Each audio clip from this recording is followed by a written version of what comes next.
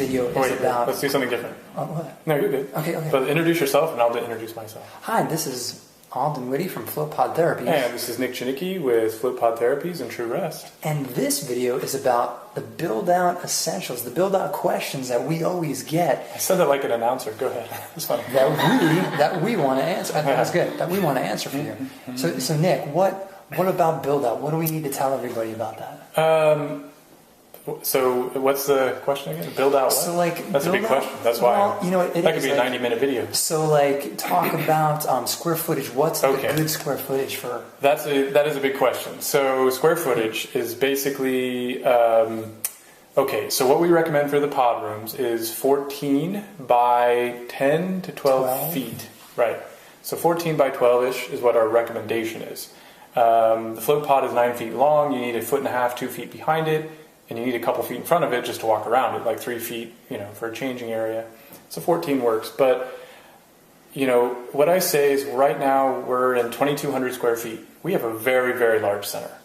Mm-hmm. And so what I want to do is break down maybe the essential rooms and the non-essential rooms. Yeah, it's a good idea. Also, we get questions about where to put the actual pod rooms, Right. It has to do with plumbing a lot, right? Sure. So...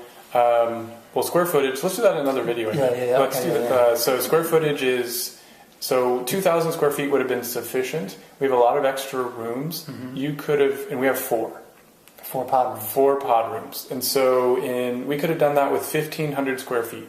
Just so everyone knows. If you're in New York City, you're in San Francisco, you can do this with 1,500 square feet, with 4. Okay. With all of the same rooms we have, just a lot smaller. So you could go smaller, but you're going to start getting real tight. So you need a lobby. Right? Our lobby is pretty ginormous. We have a community den, which is non-essential. You don't need that. We use that for meditation workshops, what have you. Then we have an after-float chill room, which I highly recommend. Mm-hmm.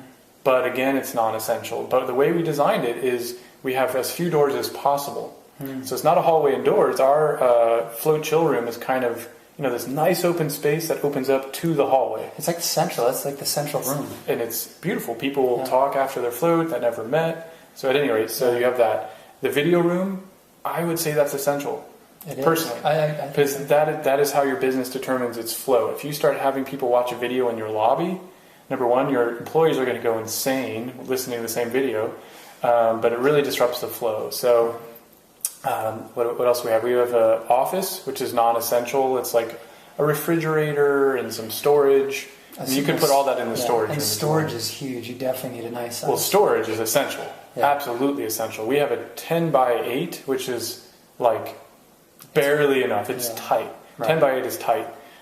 So think about that. You don't want any less than 80, 100 square feet. And obviously bathrooms. Bathrooms essential. Mm-hmm. We have the float pod rooms away from reception area. Right. Well, that's more like how to design and stuff like that. But yeah, that's huge for sound. We have our prep room, which is like hair dryers, lotion sprays, a mirror. Absolutely 100% essential. Especially for the women, huh? Oh yes. We have our hard bath room. Yeah. Non-essential. Non-essential. So essential rooms, you got your lobby. Mm-hmm. You got your. Highly recommend your chill room, but not essential, but I recommend it. But then to your lobby, you have your video room, you have your storage room, you have your bathrooms, you have your float rooms. So there's really only 5 essential rooms. Nice. But that's good. Yeah, that's good for square footage. Yeah. Thanks for watching this video, guys, and we'll see you on the next video. See you on the next video.